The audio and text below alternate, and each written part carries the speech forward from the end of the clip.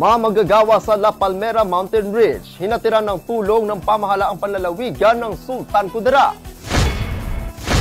NGCP at Sukelco nagpulong para sa Tacorong Calamansig 69 kV Subtransmission Line Project. DTI-SK nagmonitor sa mga vape shop sa lungsod ng Tacorong. Yan ang ulo ng mga balita sa Sultan Kudarat Headliners.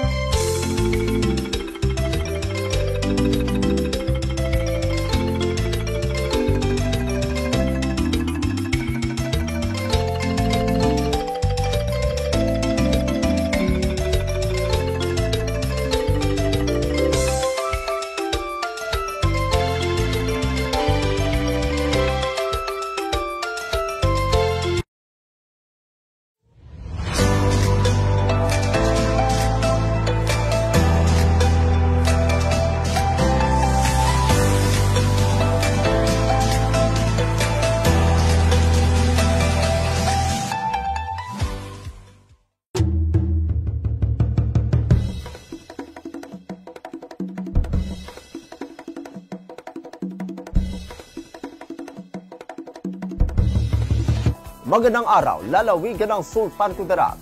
Narito na ang mga pangunahing balita sa Sultan Kudarat Headliners ngayong Marso 27, taong 2024.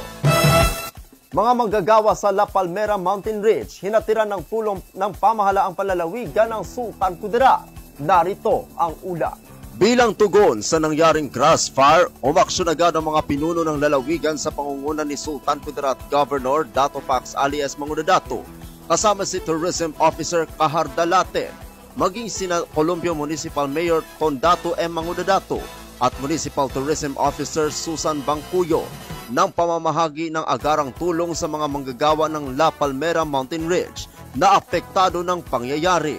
Binigyang tulong pinansyal na payo at mga iba pang kailangan ang apektadong manggagawa. Nagpasalamat naman ang mga natulungan sa aksyon agad na ginawa ng mga pinuno ng lalawigan at sa kanilang munisipyo. Ako ang inyong kaibigang Apolinario Terry Valencia para sa Sultan Kudarat Headliners.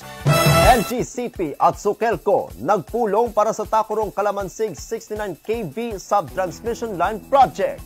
Narito ang ulat. Nagsagawa ngayon ng pagpupulong ang National Grid Corporation of the Philippines o NGCP kasama ang Sultan Kudarat Electric Cooperative Incorporated o Sukelco para pag-usapan ang linya ng kuryente na patuloy na itinatayo sa Tacorong Calamansig 69 kV Subtransmission Line Project. Dumalo sa pagpupulong si Roel Rose G. Mularto, OIC Construction Regional Manager, Mindanao Projects Division, na pinapaalam sa Sukelco na may ilang bahagi sa transmission lines na nagkatagpo sa distribution lines na makakaapekto sa pagpapatayo ng poste at ito ay may masusing gawain. Nandoon din sa pagpupulong sina President of the Board, Surayna M. Khalid, at mga Board of Directors mula Libak, Tacorong, and Maguindanao Districts na sina Director Vivencio E. Necesito Jr., Director Wilson U. Ferrer at Director Abdul Razid L. Kamag, kasama ang management team na pinamumunuan ni Claudia A. Pondales, CPA, na napag-usapan ang mga kailangang ayusin na ito ay magkaroon ng maayos na kasunduan na naaayon sa dalawang panig. Sa nangyaring pagpupulong ay napagkasunduan ang nakatakdang site schedule para malaman ang kalagayan ng lugar na apektado at magkaroon ng win-win solution. Ako ang inyong kaibigang Apolinario Terry Valencia para sa Sultan Kudarat Headliners. Para sa uling balita, DTI-SK nagmonitor sa mga vape shop sa lungsod ng Tacorong. Narito ang ulat. Binisita ng Department of Trade and Industry o DTI Sultan Kudarat ang mga vape shops sa lungsod ng Tacorong noong ika-21 ng Marso taong kasalukuyan. Sa 8 vape shops na binisita, 6 lamang sa mga ito ang patuloy na nagninegosyo at nagmonitor. Ang mga vape shops ay pinaalalahanan at ipinagbabawalan sa pagbebenta ng mga iba't ibang uri ng brand at produkto na tinutukoy na lumalabag sa The Executive Order No. 106 na inilabas noong ika-26 ng Pebrero taong 2020 na prohibited the manufacture, distribution, marketing, and sale of unregistered, and/or adulterate the electronic nicotine, non-nicotine delivery systems, heated tobacco products, and other novel tobacco products, amending Executive Order Number 26, Series of 2017, and for other purposes. Ang pagbisita sa mga vape shops ay isinagawa para protektahan ang mga mamimili na nakakasiguro sa kalidad, ligtas at maayos na ibinebenta sa bansa.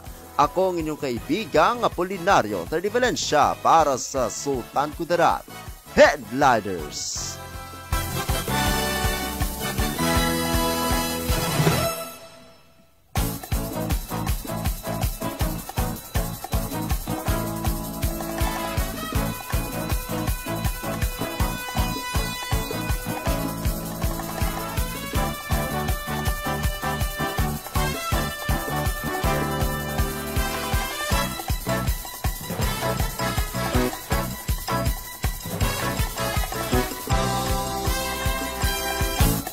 At yan ang kabuuan mga balita sa araw na ito.